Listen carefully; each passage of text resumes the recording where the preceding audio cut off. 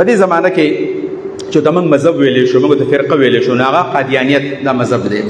دا فرقه د مستقل دور باندې ولې فرقه ده؟ موږ ولې قادیانیت ته فرقه وایو؟ د هغې بنیادي وجه دا ده چې غلام محمد قادیاني چې کله په 1903 کې پیدا شوی دی، غالبا 1903 دی، د دې 19مې صدۍ سړی دی. د غلام احمد قادیاني د پیدایش نه وړاندې 1350 سال د دنیا شوي دي د نبی علیه صلات وسلام د راتګ. غلام احمد قادیاني چې کله راغی نو هغه یو داسې تشریح د ختم نبوت وکړله چې په 1350 سال کې په 1400 کاله کې دا تشریح چا نه وکړی. صحابه کرام، تابعین، تبع تابعین، ائمه دین تر د غلام احمد پرویز پورې دا 1350 سال چې د ختم نبوت کومه تشریح شوی و، هغه کومه تشریح و؟ دا تشریح وکنه چې نبی علیہ السلام خاتم النبیین دی او د رسول الله نه پس بل پیغمبر به نه راځي، او نبی علیہ الصلوۃ والسلام فرمایي زما مثال او د پخوانو پیغمبرانو مثال داسې دی، ان مثلی ومثل الانبیاء قبلی، زما مثال او د پیغمبرانو مثال داسې دی، یو غټ دیوال دی او لوی تعمیر دی او هغه ډېر ښکلی جوړ شوی دی او یو کس د هغې نه ګیر چاپېره تاویږي او چې ډېر مزیدار دیوال جوړ شوی دی، ښکلی تعمیر دی، او په آخر کې نظر په یو خښته باندې ولګي چې د یوې خښتې ځای پکې کمي وایي. دا ووایي چې ارمان چې دا لبینا او دا خښته په دې کې لګېدلی وی او دا عمارت به ډېر مزیدار وی. نبي علیه السلام فرمایي انا تلک اللبنه، زه دغه خښته یم او زما نه پس بل پیغمبر به نه راځي. دا تشریح د ختم نبوت په 1350 سال کې شوی وه. غلام احمد پرویز هغه لومبی شخصیت راغی او هغه د ختم نبوت یو بل تشریح وکړله، ویل چې خاتم النبیین دا معنا ده چې نبی علیہ السلام د پیغمبرانو مهر دی، یعنی د رسول الله د نبوت نه پس چې کله پیغمبر راځي نو په هغې به د نبی علیه صلات وسلام مهر لګېدلی وي، دغه مهر به په دې باندې لګېدلی وي. په دې وجه باندې غلام احمد پرویز وایي په ما د نبی علیه السلام مهر لګېدلی دی. د دې نه علاوه وایي چې په زرګونو پیغمبران د نبی علیه صلات وسلام نه پس راتلی شي. شیخ هدایت الله صاحب چېرته برول یا دی که کوم ځای دی؟ هلته تللی مو چا نه مې تپوس وکړو چې لکه د پیغمبر نه پس بل پیغمبر راتلی شي، چې ولې نشي راتلی؟ څه چلی شي نشي راتلی؟ ډېر شی راتلی شي، یو هم نشي راتللی.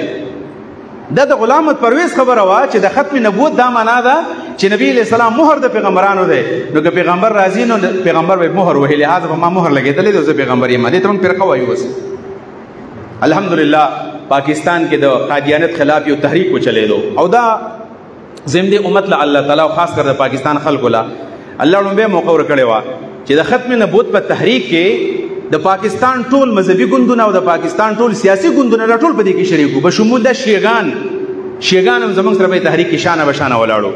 د کراچۍ مولانا یوسف بنور رحمه الله د دې لیډینګ کو او په ټول پاکستان کې د قادیانیانو خلاف یو تحریک وچلېدو.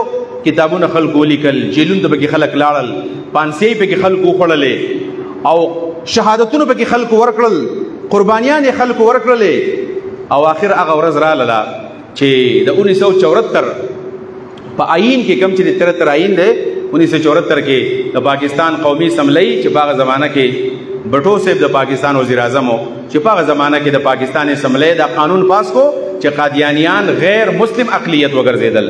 غیر مسلم اقلیت دا مسلمانان نه دي. دې ته موږ فرقه بنیادي تور باندې دا فرقه ده. اوس یعنی سړی وایي که نه فرقه کومه یوه ده؟ فرقه دا ده ځکه دې هغه تشریح وکړله چې په 1300 سال کې مسلمانانو نه وکړه، دې نوې تشریح وکړله. دا فرقه ده. اوس د دې سره سره موږ وایو چې انکاري حدیث، فتنه انکاري حدیث، کوم چې موږ منکرین حدیث وایو دا فرقه ده. کوم خلک چې حدیث نه مني د حدیث یاد ساتئ. ګورئ یو خبر باندې ځان پوهې کې طالبانو او دا زه بعضې خبرې په اشاراتو کې کومه، کم پوهې طالبان په دې باندې پوهېږي. کله کله ما له ډېر زیات خفه شمه په دې فیسبوک باندې طالبانو په بشرون زه لیکل نه کوم، سړی ښه نه ښکاري چې د شاګردانو په لیکلو باندې بیا لیکل کوي. لږه حیا کوئ د خپلو استادانو نه کله کله لیکل کوئ، کله پوسټ کوئ، نو دا ګورئ چې دا به زما یو کمزورې استاد به هم دا چېرته ګوري، د هغه د نظر نه به تېرېږي، څوک به شیر کړي چېرته.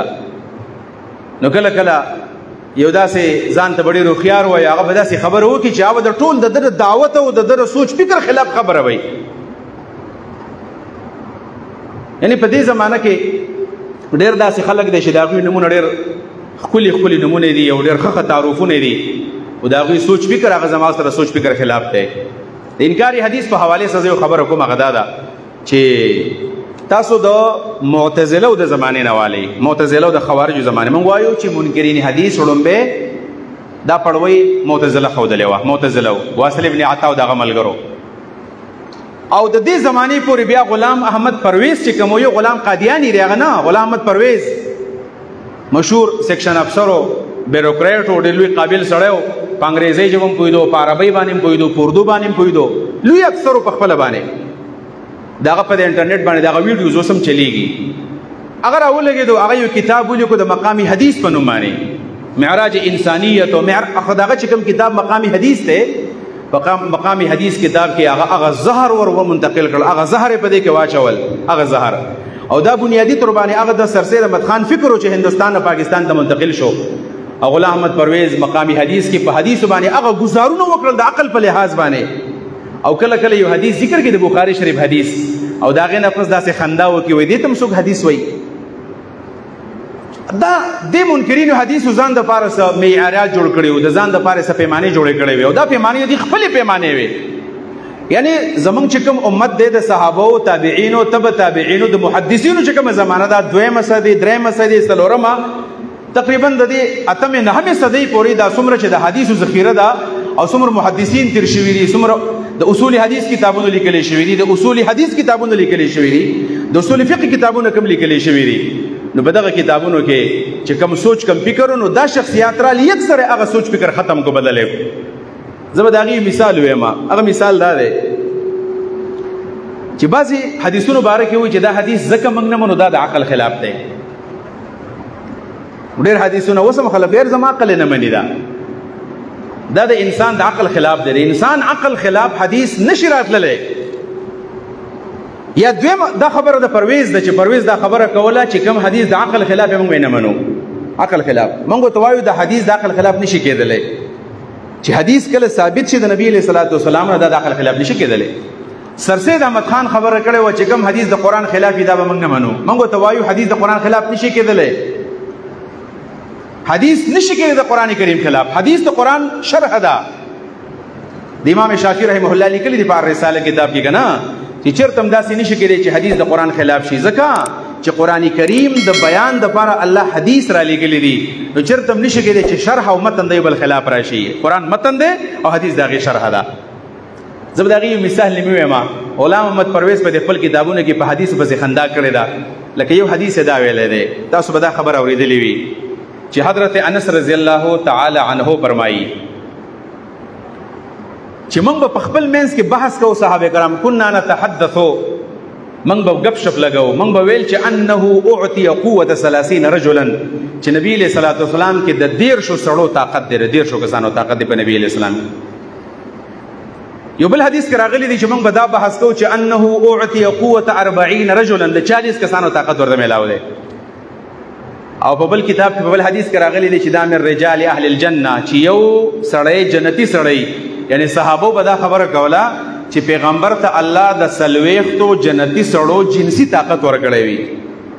نو غلام احمد پرویز په دې باندې اعتراض کوي چې ګوره پیغمبر خو انسان دی، څنګه چې د عام انسان جنسی طاقت دی دا د پیغمبر هم کېدی شي، لہذا دا قسمه حدیث دا دروغ دی. او د خلکو په ذهن کې به دغه ځای کې خبره وغورځوي چې بالکل دا دروغ دی. پیغمبر هم دغه خوراک کوي، موږ هم کوو. پیغمبر ډوډۍ خوري، غنم خوري، وربشې خوري، وریجې خوري، موږ هم خورو. نو څنګه پیغمبر ته 40 کسانو طاقت میلاو دی او عام انسان ته یو سړي طاقت میلاو دی؟ زما د پجري په تیسس کې دا حدیثونه ما قتل چې په دې باندې چا لیکل کړي دي. نو رسائل مسائل د مولانا مودودي رحمه الله ما راواغستو.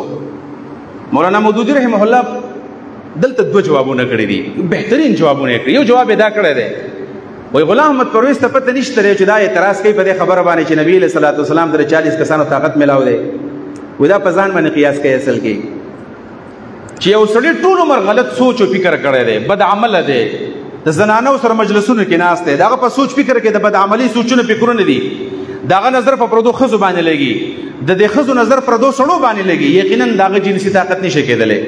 خو چې انسان ځان دومره پاک ساتلی دی، یو انسان غلط سوچ نه دی کړی، غلط فکر نه دی کړی، په دې ذهن کې د پردو ښځو تصور نه دی راوستی، یقینا اس بعید نه دی چې الله تعالی هغه د 40 کسانو طاقت ورکړي.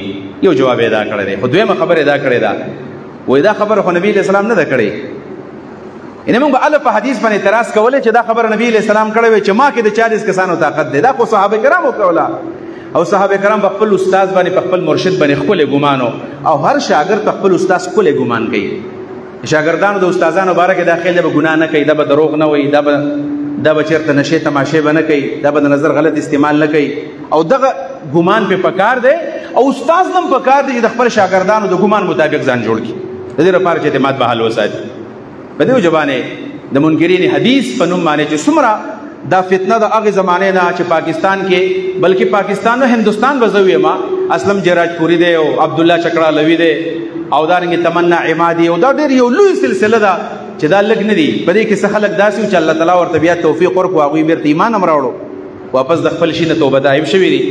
ډاکټر غلام جیلاني برق په نوم باندې یو کس دی، هغه 2 قرآن او 2 اسلام دغه کتابونه دي ما سره شته دی، دا دغه کتابونه دي او هغه په دې مستقل کتابونو لیکلي او د حدیثو خلاف یې ټول عمر تېر کړی و، خو چې په آخر کې کله ټایم راغی نو په خپله ورته پته ولګېدله چې دا زه ګډې وډې ویم، نو هغه د هغې نه پس بیا توبه ایستلې وه.